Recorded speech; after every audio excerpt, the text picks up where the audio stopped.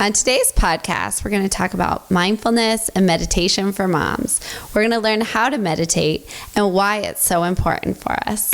Welcome to Feeding the Family with Dr. Kristin, where we help you navigate the challenges of feeding your family and learn about the role food plays in our health and relationships. Feeding and food relationships can be stressful, confusing, and even destructive. I'm Kristin a pediatrician and mother of 4 who's been researching and sharing what I've learned about feeding for over 10 years. In this podcast, I'll share my experience and expertise to help our kids and ourselves with everyday survival tips for real parents. This podcast is about progress, not perfection. So let's get started. Welcome back to Feeding the Family with Dr. Kristin. I'm your host, Kristin Saxena. On today's episode, we're talking about mindfulness and meditation for moms. We're going to talk a little bit about why it's so important, and more importantly, we're going to talk about how do we actually get it done. I'm very excited to be here with our guest today, Anthony Chavez. I met Anthony on a wellness retreat in Palm Springs this January. He guided us through simple ways we can integrate mindfulness and meditation into everyday life, and I'm very excited to have him here to share those tips with you.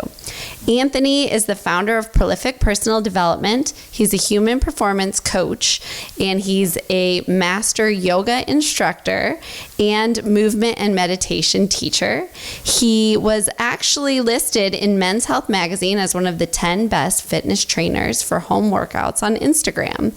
So welcome to the show, Anthony. Of course. I couldn't be more excited to be hanging out with you. This is great. Well, I mean, since we met at the wellness retreat, I've been very excited to have you here on the show. We did a lot of meditating and just talking about the importance of that in our lives. And I knew that your message and your teaching would be super useful to our listeners. Right on. Can I share with you about that retreat too? Please. Because you said that was the most fun or most relaxing retreat or vacation you'd ever been on. Yeah. Yeah. And I mean, this could be a great place to start. Like, we have incredibly busy lives. We're chasing our kids up and down stairs, drop off, sports. And I love that you said that, because you didn't do anything but like relaxed. You just hung out and did nothing. And I think it's so important to remember as parents, like, just to rest and relax and recharge, and like, that's it. Totally. Well, I've said so many times, like, I always felt like when you have kids, you don't take them on vacations, you take them on trips. At least as the parent. It isn't a vacation, it's a trip, which is great. Trips are great. But there's so many times I think most parents can relate to, if you go on vacation with your kids, like, you're more tired almost when you come back than when you left. Totally. We went to Cabo last year. We go every year. But last year, we have a 8-year-old, a 5-year-old, and a 2-year-old. And the 2-year-old was just starting to walk, at that stage where everything is a death trap. But we were so excited because our space had this big jacuzzi pool in the room and this beautiful spiral staircase. But then we get there and we're like, oh, we can't even let our hair down inside of our room because the whole place is a death trap. And so it was an adventure. And then we were so tired when we got home because all we did was make sure the kids stayed alive. Right. Yeah. So I think that that's so true. But actually, as you say that to me brings up the fact, I mean, you're right. On that trip, we went to the sessions with you. We did yoga. We did meditation. We did the sound bath. But besides that, we went out to dinner. We laid by the pool. I read a book. Like, I literally did nothing.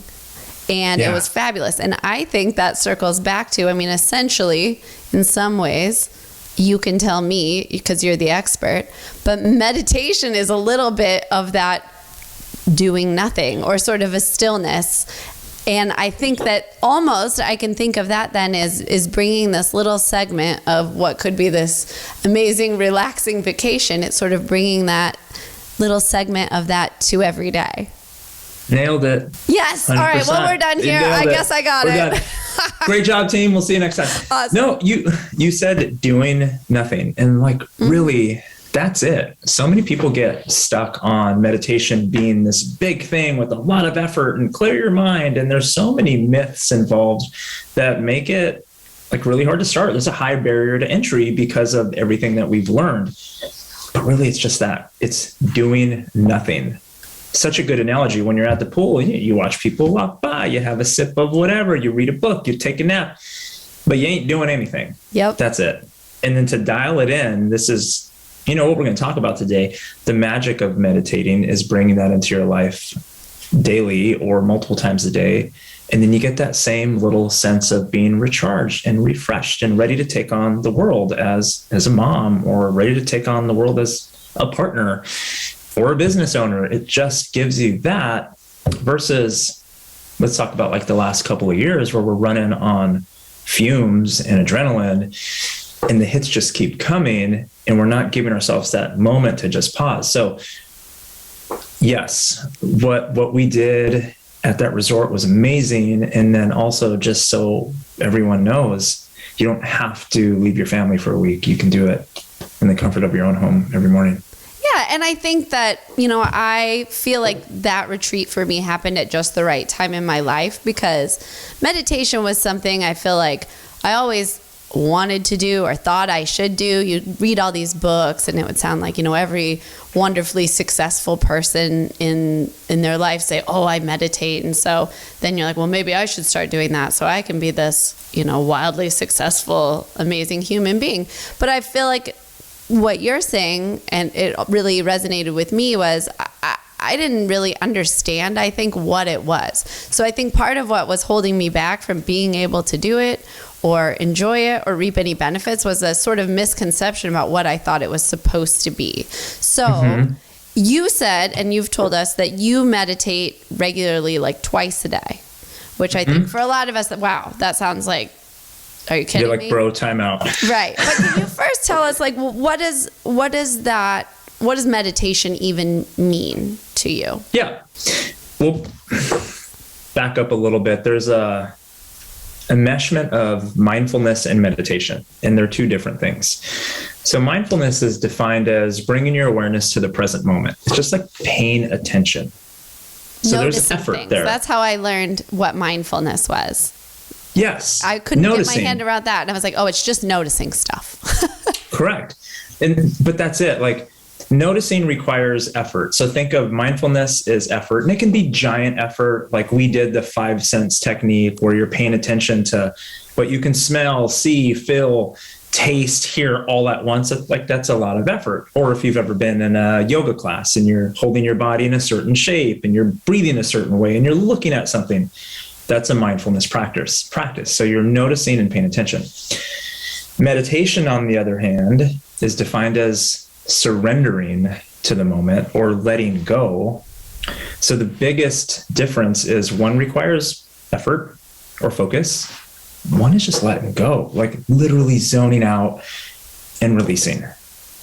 It's like that moment, kids are down, it's quiet, you're getting close to falling asleep, and then you're kind of in and out of consciousness and you're watching your show, but you're asleep. And it's that when there's zero effort, that's meditation. So, I mean, you say that there's a difference between this mindfulness and meditation. This was actually a question I had for you because at what point, I mean, should you be trying to do one or the other, or does it matter? Because kind of like you said, like I actually found that very useful when you did sort of that technique where you do the 5 senses and sort of getting down into it, if you will. I use that, like you close your eyes and focus on like what you can hear and what you can smell and what you can taste and all of these things. And I find that to be meditative, or I think, we're getting into the semantics of things, but first of all, like, does it matter? Or should we be using that as sort of a tool to get us into another state, or how does it work, I guess? Yes, and yes, and yes to all of the above. So it matters, and they serve different purposes. So if we talk about just mindfulness, that improves your cognitive ability. Like it allows you to focus It allows you to expand your field of vision so you see more. So there's a lot of data that shows when you are engaged in a mindfulness practice, you're smarter, sharper, and just better upstairs. Meditation, on the other hand, is a deep healing practice. It gives you space to breathe, to rest, and to restore. And so they're both deeply useful. And I would say combine them both. And my personal practice is both. I use meditation as an on-ramp. I use mindfulness as an on-ramp to the meditation, because that effort is like it's like when you're in a gym and you're doing a squat or a lunge and you press really hard and then you release and you have that moment of, it's kind of like that. Mindfulness gets you up into that meditation space. So you can do both. Okay. And how do you make this transition? How do you, finally change lanes and get onto the meditation path? It depends on your intention, and there's a couple of different ways to do it. Like if I were to prescribe or suggest anything, I would say do them both daily, because mindfulness you can do just like you shared with us in the moment. Like if we're talking about sitting down and looking at the food, you can take a breath, get in your body. This is one of my favorite mindfulness practices, and it's to look at the food, to see it, to consider the textures, the color, where it came from, to just get really present with it. And then that slows you down, and it's bringing all of your mental faculties online. And then when you taste it, can you taste the difference where the flavors hit the different parts of your mouth and your tongue? And like, that's a deeply mindfulness practice. Yeah. Oh my goodness. Just like kissing, right? Like, yeah, feeding the family. I guess we got to kiss in order to get a family at some point. Yeah, right. That was probably involved. You've done this at some point.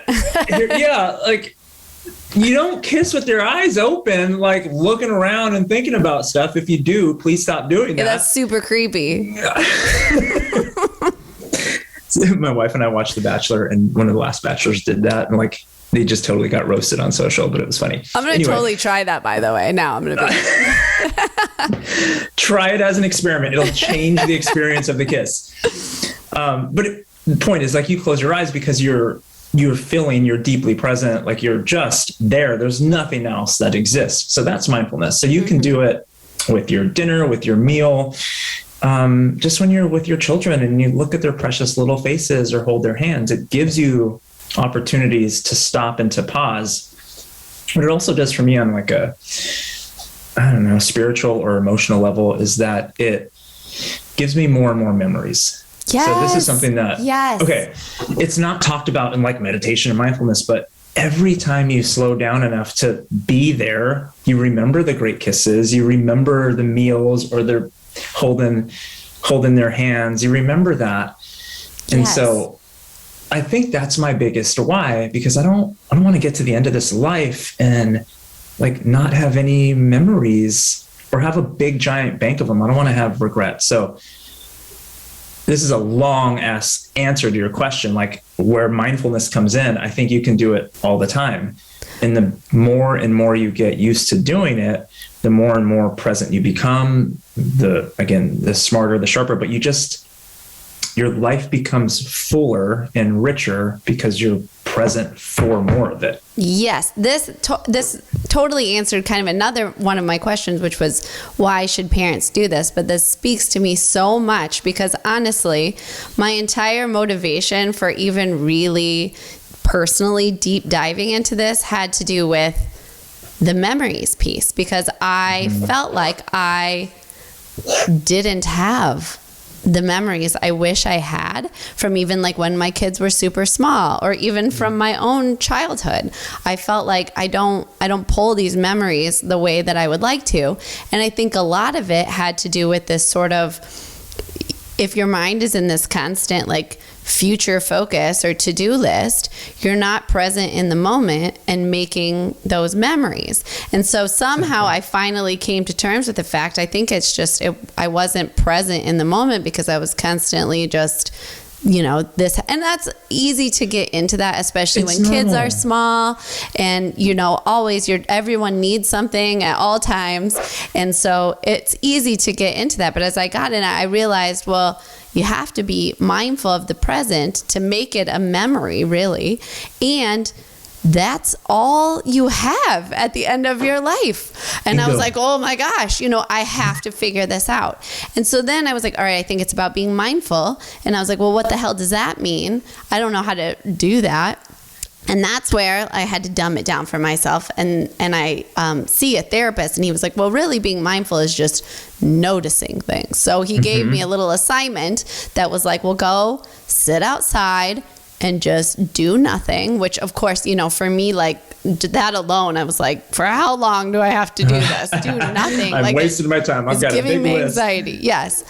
So, but I did it. I would just sit outside, and I was like, holy shit. Like, like birds are cool. Like, how do they fly like that all together? Like all of these crazy things. But with the skill that I got from doing that intentionally came that I learned how to turn it on in moments. So it's not like I live my life constantly in the moment and I'm still making lists and mind's wandering, whatever. Correct. But I can go. It's a skill that we can turn it on. It's an exercise. It's a muscle that we exercise. That's exactly right. And you nailed it. Like, we can talk about some tips and tools and practices because they are honestly easy. We just aren't taught that. And back to the top of the conversation, when we think about somebody meditating, we think about like the person in the top of the Himalayas, like eyes closed, big beard, like it doesn't have to be that. Yeah. So I guess there's another reason to the why too. Let's hear it. It leaves my mind. Okay. So number one, it's more memories, more present, more life. The other side, and I really, as a dad of little ones, it's more capacity. I think this might even be I don't want to say bigger. They're equally important. More capacity to deal with life. So my meditation teacher, her name is Emily Fletcher. She calls it adaptation energy. Like, when you've had the day that was kind of off and you got a late start and the kids are going crazy and you're not checking your to-do list and then your meeting goes sideways, you're just constantly being tugged at as a mom. Like, there's always somebody hanging on you. And the day goes on and you skip lunch and you're just like running on coffee. And then you get to the end of the day and I don't know, one of the kids drops a plate and it breaks. And then that's when we lose it, right? And you yell at them and then you kick the dog and it's just a big deal. And that's a direct result of having a lack of adaptation energy and or what I call just capacity to be. On the other hand, you've probably had a situation like that where somebody dropped something or something broke, but you were feeling really full and good and present. And you're like, yeah, we'll go get another. It's just not that big of a deal.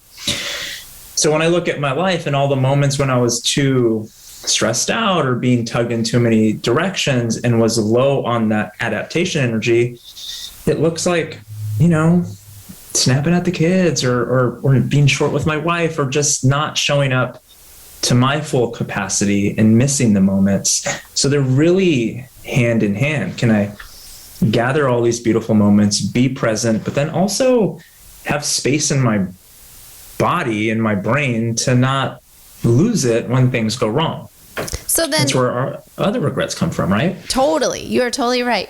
And so I guess then to me, and correct me if I'm wrong, it seems like sort of there's this mindfulness piece and the meditation piece. And the mindfulness piece, again, I have to, simplify everything, but seems to be helping us to collect these memories and these moments and be present. Whereas the meditation, are you kind of saying this is what's creating this sort of inner sense of calm and adaptability? Or talk me through that piece a little bit more. Is that more the meditation piece, would you say? Yes. It would fall under the bucket of restore, healing, of rest, of plugging in, recharging, plugging the phone in at night. That's exactly it. And there's some really cool studies on like how sleep affects rest of your body and brain and how meditation affects rest of your body and brain. And it's almost this complete cycle of a more deeper rest Yeah. And I don't have it all, so I'm not going to cite it. But when you're doing both, you're getting rest for your brain as well as your body on a more complete level, I guess is the best way to say it. So, so much has been said about getting a full good night's sleep. Mm-hmm. And like society is really catching up to that. Like, oh yeah, if I don't sleep, my body doesn't recover, my protein synthesis, like there's a lot of things that don't happen when you don't sleep. So meditation is the other piece of that. So to answer your question, it's like healing, restful, nourishing. And that's why I use the word capacity, because when you're really well fed, when you're happy, and when you're rested, we can just take on the world. And when the world goes sideways, we're ready for it. We're more stable, versus when we're not, that's when we blow apart and, fall apart. So, right. I think you're hitting the nail on the head. It sounds like you have all the answers, because when you look back, you're like, all I really wanted to do was like be present and enjoy the moment with my kids and not lose my shit. You know what I mean? Mm-hmm. Like at the end of the day, you're like, I could be happy. Those are exactly right. Those are usually the regrets that you have at the end of the day. If you're like, and they never really did anything that bad. Like they beat each other up. They do kid things, but like, it's nothing so bad that we lose it. Yeah. But then it's part of a bigger conversation. We're teaching them all the time, like who we're being as parents, what we're demonstrating, how we react is what they're learning more so than the words. So I'm like just really present with that, because if they see mom and dad meditating or taking our time with food or practicing gratitude, or they see dad like being emotional, when you practice gratitude, I don't know if you've done this, like it's just, I get really teary-eyed because I'm so in love with what my life has given me. But they see dad with a full range of emotions. They see that we take time to breathe and to be still. They see us less reactive. Nobody's perfect. Like we're always a hot mess, but then we're always doing our best, but like less reactive and more present. So they're learning that as a, not a side effect, geez, the ripple. Yeah. Like so far we've been talking about how it affects us as parents, but then really, these little beings, can you imagine if we learned how to meditate or be mindful when we were kids? Yeah. Well, and I think that even at least at my kids' school, they're starting to introduce that kind of language and practice. And so that I think is a little bit of a benefit that they will have, because I think it's starting to become more of just the normal vernacular for them. Whereas for us as adults, we're all and the beautiful part is I think kids already have those skills. They're born with them to a certain extent, and or probably to a complete extent. And we as adults are all, I think, just trying to retrieve them from somewhere where we once had them. So nailed it. I've been calling it like the great remembering. Like my work as a coach and as a teacher and as a speaker is just to help people remember who we were, and we get to remember our future. So we're just peeling off all the stuff that's got in the way. And you're right. Yeah, toddlers are such a great example. Uber present, direct, no filter of the emotions. Like, okay, you've got it. We just need to put some boundaries on so you don't, do that as an adult. But totally. Like, how many times have you been with like a toddler and they just like cry and flail on the floor because they don't want to go where you're going? And I've many times thought like, I wish I could do that. I know. I don't want to go either. Here's where like the capacity and the adaptation energy comes in, because they're screaming, right? Going crazy. But then just like that, they're back to happy again. Right. Like in an instant, they're like, oh my God, okay, I'm here. It's over. That, right? So back to the benefits for us as meditators and as mindfulness practitioners is that we compress that time to get back to who we are. Because again, we still get mad, we still have emotions, we still like our boneheads sometimes, and then cool, okay, boom. So instead of being in a fight with your partner for a week, what's wrong? Nothing, I'm fine. And you do that whole, it's just like guilty. No. Totally. You get back there quicker. That's what they teach us. Well, so I want to quick circle back to one thing you said that was talking about a gratitude practice. And I also went to let you know, or something that you talked about during our retreat was sort of this like 5-minute journal gratitude practice. And yes. I had heard of that before.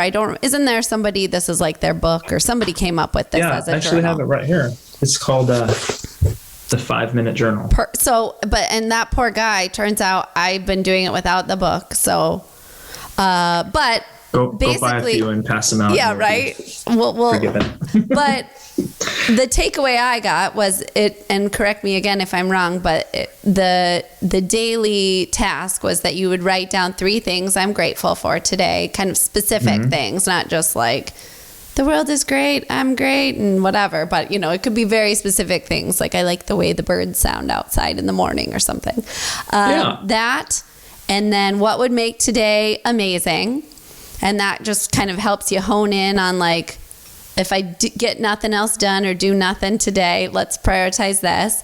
And then like an affirmation for yourself, which is usually for me the same thing, unless it's a day in particular that I need something else. And then I believe you're supposed to do the same thing at night, but I'll be honest, that one never happens for me. But at most days, so it doesn't even take me 5 minutes usually to write that down. No. And, I love that. I think it's such an excellent way to start your day, and it literally probably takes 3-4 minutes. 3 minutes at most. 5 is generous. I think it's been the single most important practice that I've picked up that has like really changed the course of how I view the world, how I feel, how I respond, how I react, and then in like real life performance too, because I have more of myself available. We can talk about how terrible cortisol is pumping through your body all day and how it basically just limits your ability to function and or makes you dumber. But then when you're in we could just keep it at that. When you're in a state of gratitude and you're practicing mindfulness, you're filling your body with the hormones that actually make you smarter. And again, they help you heal and they give you deep rest. So you're just filling the tank and growing the tank. But then you begin to see the world in a different way as well. There's just less.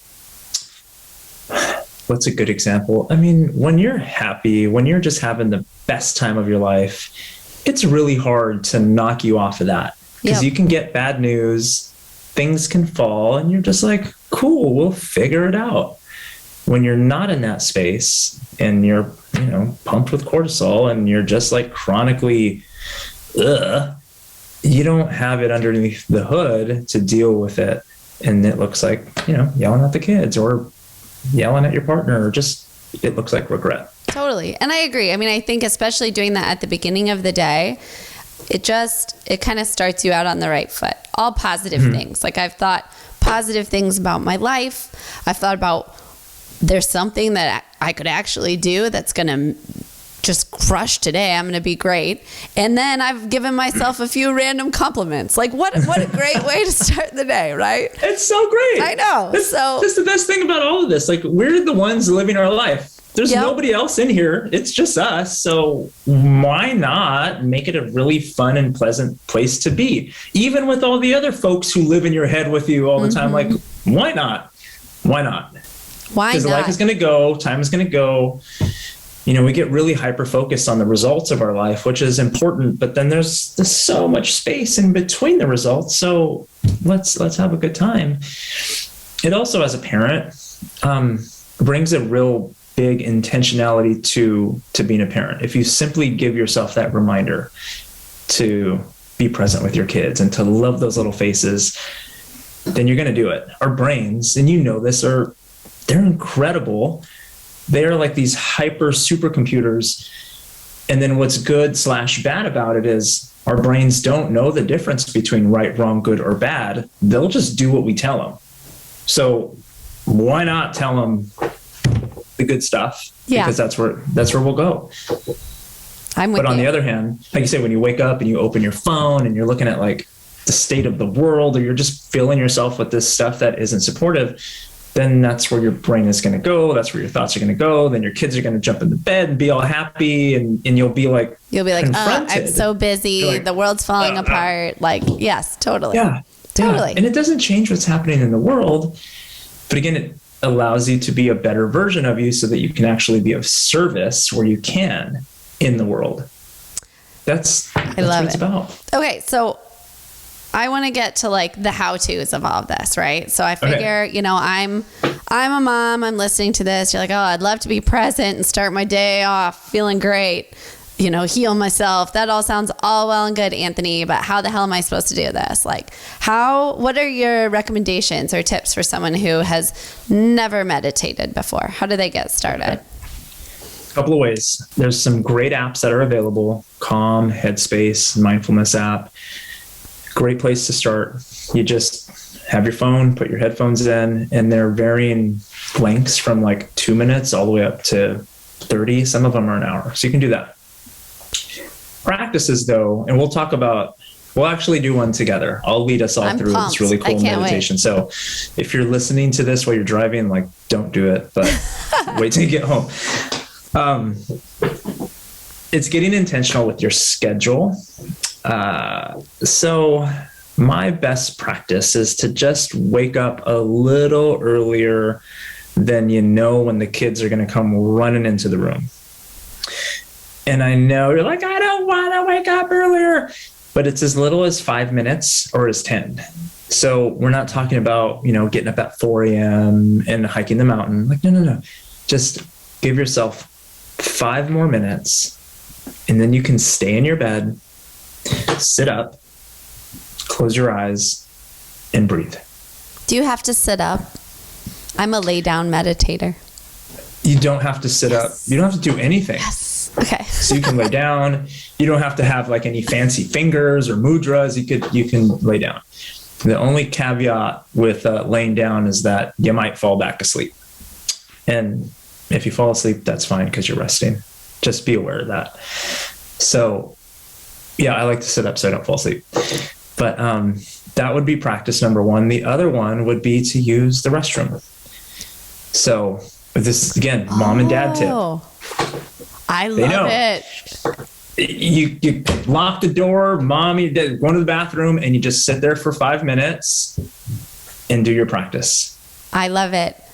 That's brilliant, because that was my joke during COVID is I used to work in the bathroom because it was the only place I could do like a Zoom meeting where people wouldn't walk in. You remember like when everyone was home all the time? Yeah. And I would people would be like, are you in your bathroom? I'm like, this is my only choice.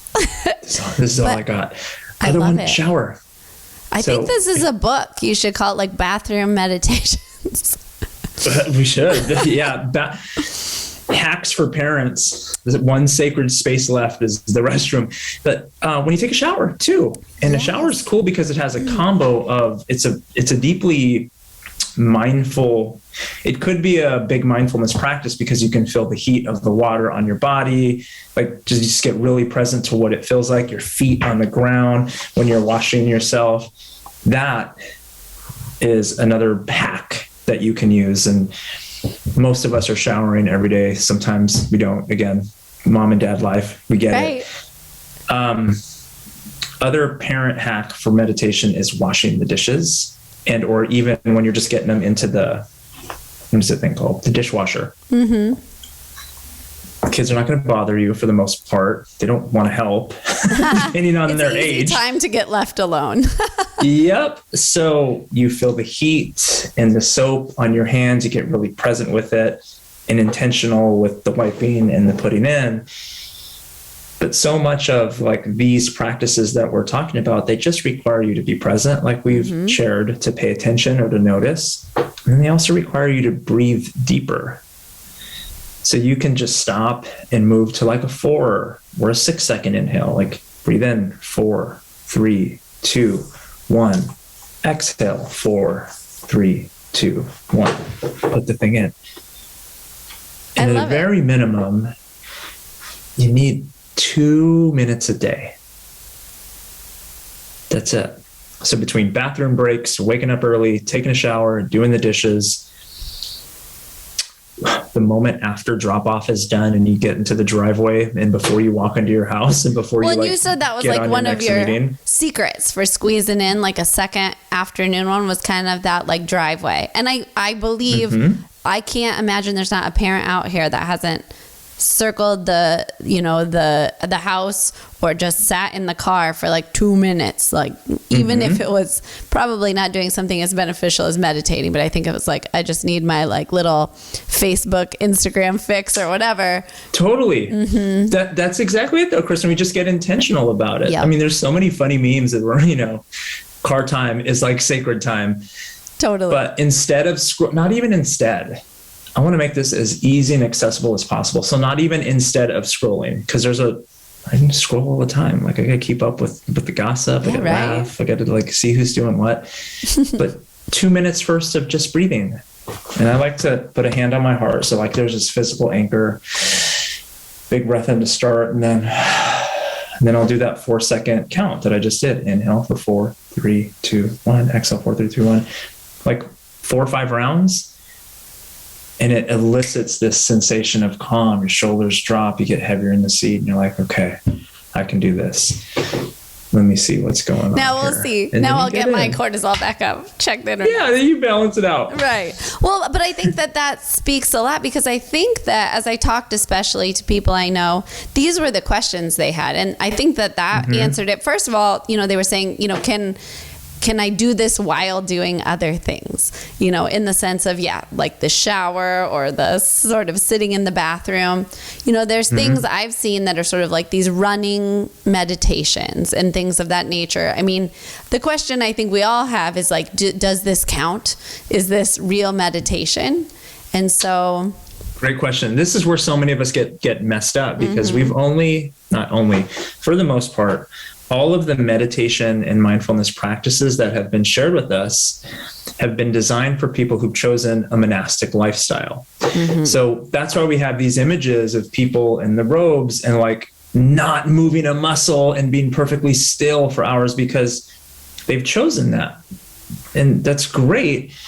We're not that. We're chasing kids. We're going to the store. We're like doing drop-offs and sports and cooking and homework and everything. So we are technically considered householders. Like we live in the world. So to answer your question, yes, it counts because of who we are. It's like saying we'd have to follow the same rules as somebody who, chose a religious lifestyle and they have a role like a priest or a father or something like that. Yeah. We're just different. And then what's super, super cool about all the research and the data that has come out is that physiologically, you're still getting the benefit in your body. And for me, that's what hits home, because I'm going to be honest, I don't care about being a good meditator. I don't care about being good at yoga. I care about being a good dad and a good partner and a good boss. Like I care about that. Yeah. So that's what matters to me. Well, and I think that speaks to all the feedback I would get from my friends was, should I keep doing this even though I'm bad at it? Or when does it start working? Like these kind of things. And I feel like it's more the misconception that we feel like it's something else that we should be doing, or something that you are good or bad at. Because I think that we have different expectations of what it should look like or feel like, maybe? Or what do you think? Can you be bad at it? I don't think so. I really don't think so. You can't be bad at mindfulness, because that's, like you said, paying attention and noticing, and that just gets better and deeper as you go. You really can't be bad at meditation unless you consciously choose to follow a thought. So let me break that down a little bit. There's a difference between meditation and contemplation. We all get what that is. You have an idea and you start to engage and you think about it and you plan and you strategize. Like, okay, now you're not meditating, you're just like thinking. But that's normal, right? Until you like recognize what you're doing and pull back, or no? I mean, yeah, yes, and yes. That's what I've told myself to forgive myself. That's it. Yeah. So if you sit with the intention to just be and to allow yourself to surrender to the moment, and you'll have thoughts. It's impossible to not think. Let me think about it for a second. Yeah. Like people, I think too much, I'm bad at meditation. Like, well, if we could control our thoughts, we'd all be happy all the time and we'd all be wildly successful because we'd only do the things that matter. Like, it's just not, like, make your heart stop beating.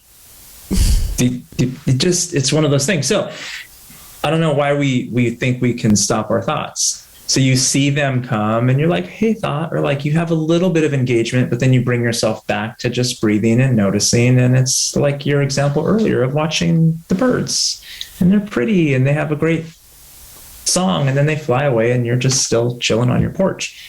You still get the benefits of the healing and the rest and the focus, more accessibility to flow state. Like, you get all of that by doing that. It's just when you consciously are aware and you're like, I'm having a thought.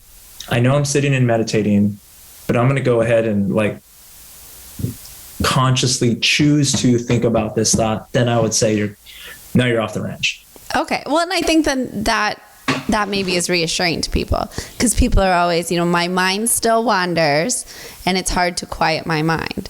But the mind wandering part is normal. And so it's really just once you kind of have that moment where you notice. So if you know your mind wanders, then you're noticing at some point that this is happening. And it's just saying, I'm going to just not let that's how you know it's working though. Yeah. Because I want to answer that question, like how long or how do I know it's working? Yeah. If you sit and meditate once, you might not notice anything. Mm-hmm. You'll feel calmer if you're breathing, like you'll feel more relaxed and more present. But all of this cognitive performance and capacity and adaptation energy, you won't notice after one sit. But if you can start to notice those moments where you're like, oh, I'm thinking, come back, that's it. That's how you know that you're more present and you're not lost in the thought. Over time, after a couple of weeks, I would say 2-ish, 10 days, like it's not very long, you'll start to notice more space. Life will slow down. You'll feel like you're noticing more and more of the subtle in-between missing things. But give it 10 or so days.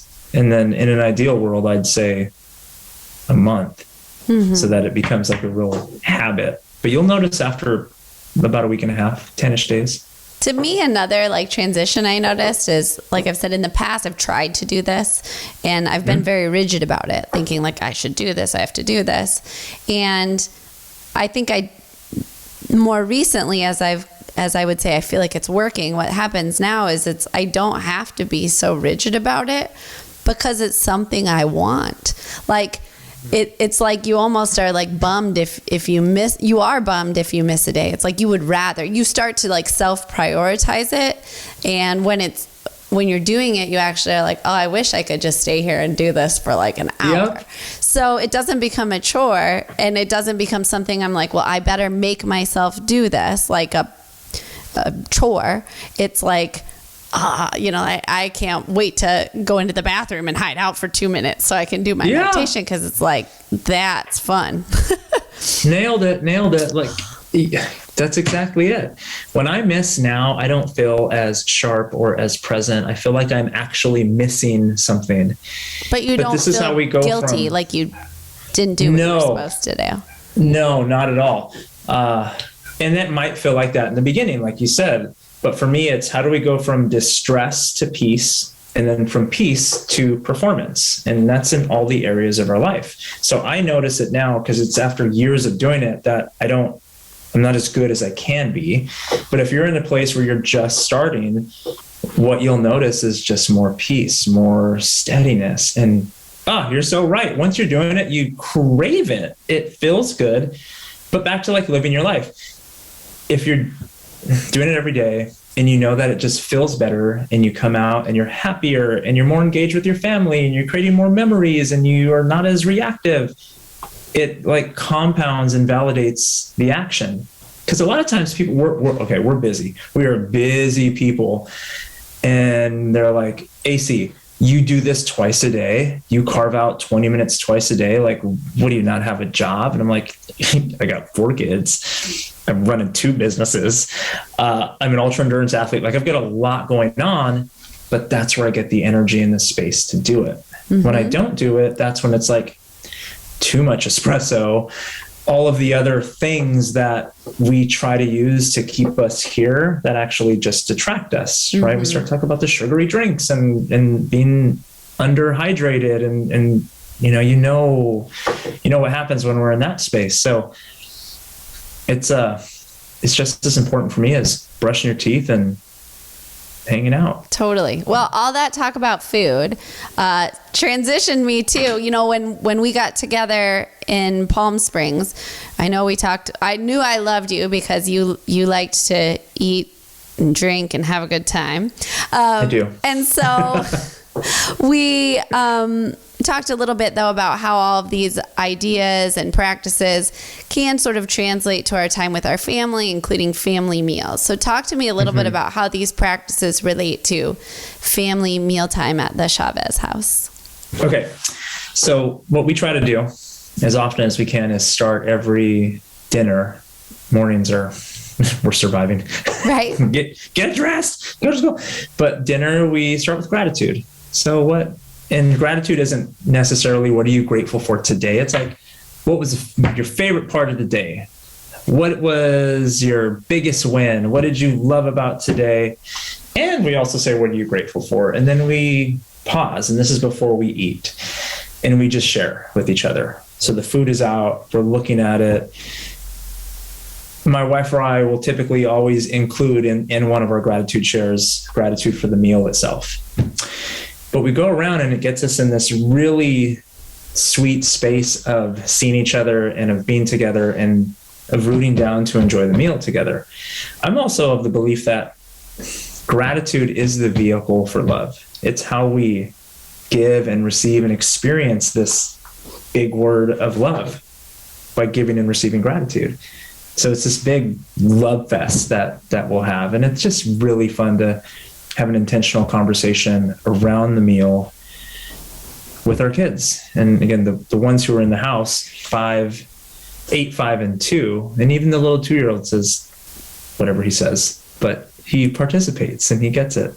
So that's one big way. And then we do gratitude in the morning and not around the meal, just what are you most excited about today? So we kind of follow that 5-minute journal when we can, like, what are you looking forward to today? Today, Sage had a crazy hat day. So she was all excited. Man. That stuff's like the best. It is. But she's starting her day in this, really open, loving state. I love that because I think as we do these things as parents a lot of time, and we talked about this, I think even before the show started, but how, a lot of the things, the mindfulness and this sort of just like intuitive experience children have inherently. And so you, by example, are kind of helping them to like retain those skills throughout their life. Whereas a lot of us as adults, like we said, we're trying to relearn it or sort of recapture that. But I do think I love this idea of the gratitude practice that you instill, in your mornings and around your evening meal times, because I don't know that that's necessarily something that is as inherent just in life. And so I love that idea, first of all, because we always talk about at family meals, it's more than about the food. It's about this experience and coming together. And so having these sort of rituals that make it a positive experience are really what make the meal. And so what better than to like introduce that gratitude practice into something that becomes a ritual, a positive ritual for your family. Yeah. And then I always think some of these things I learn, it's not always easy to translate, and to tell, if you tell your child, like in the morning, you're going to write down 3 things that you're grateful for. And they're going to be like, I don't need any more homework. Thanks, Mom. But jeez, that idea, Mom. Just sitting, even I drive my kids to school and just to say like, all right, was everybody most excited for today? That's it. That just is bringing that to your kids. And I love that.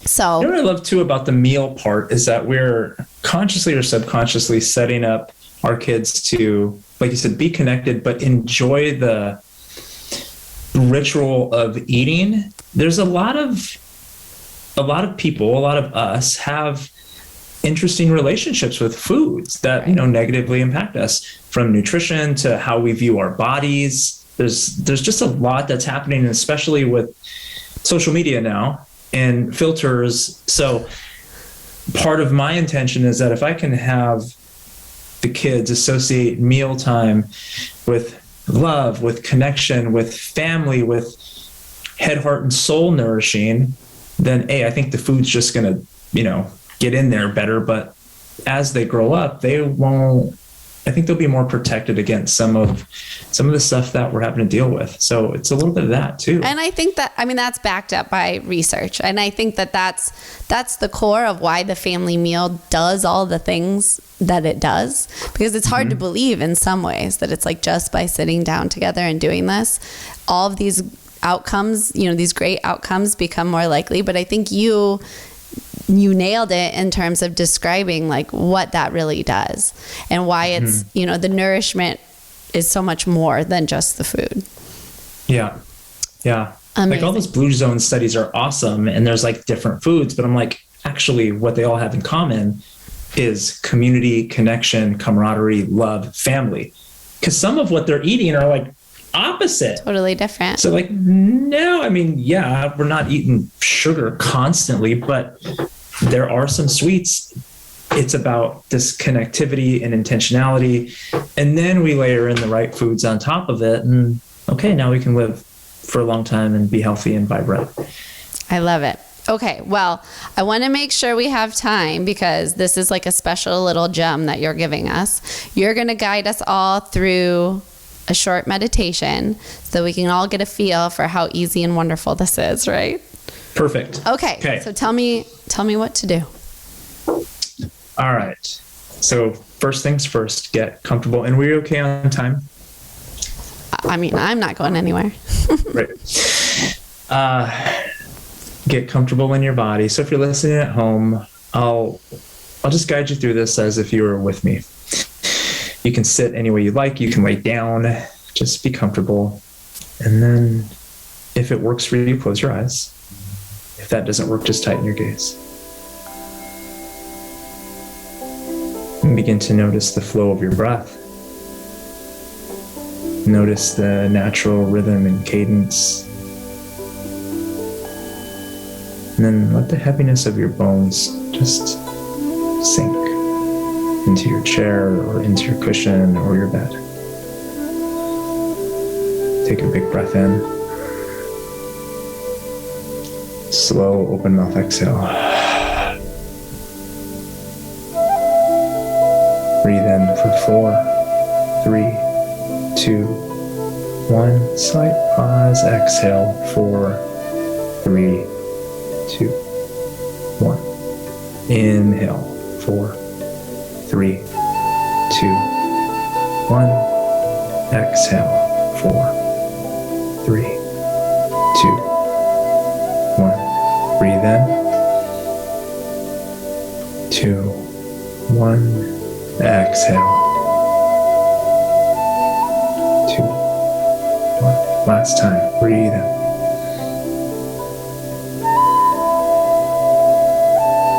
Breathe out. Keep your body still and your eyes closed and notice.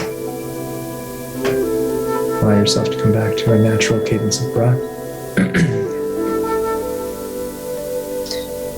Begin to give yourself the sensation of falling asleep while sitting.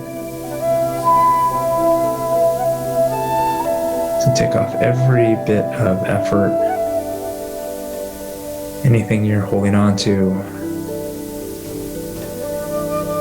and just allow yourself to be.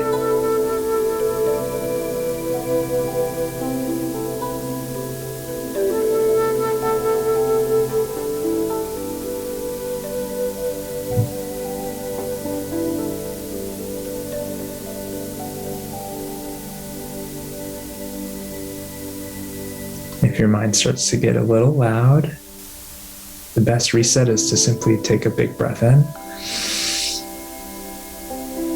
and out. And we'll be here for a few moments. Just notice.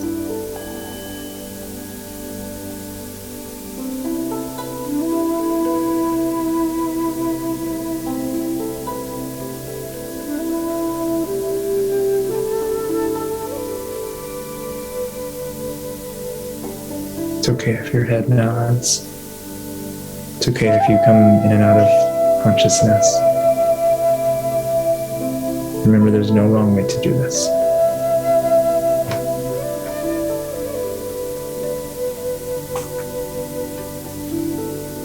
And bring your awareness to your body and notice how your shoulders have released. Pay attention to how the muscles around your face, your nose, your eyes have relaxed. How there's this beautiful sense of calm that has overtaken your body.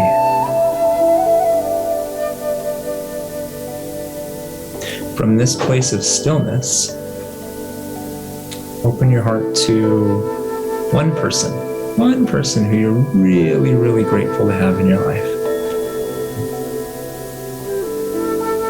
See their face, see their smile, hear their voice.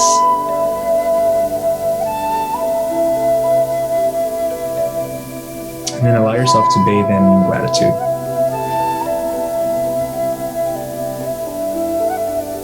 And think of all the ways in which they've supported you or made you laugh, or have just been there for you over the course of your life.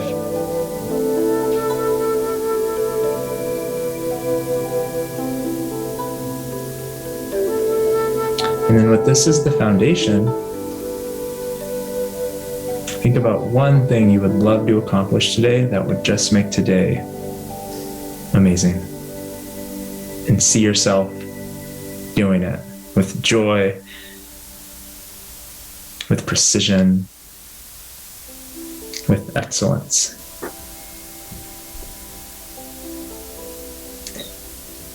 And place a hand on your heart. You can use your hand as this physical anchor.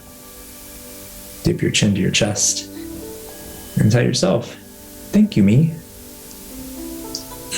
Then slowly open your eyes and here we go. How'd it feel? That was amazing. How do you feel right now, like in your body, in your brain, in your heart? Just super calm, super rested. Happy. Good. Happy. That's it. Happy, calm, and rested. Mm-hmm.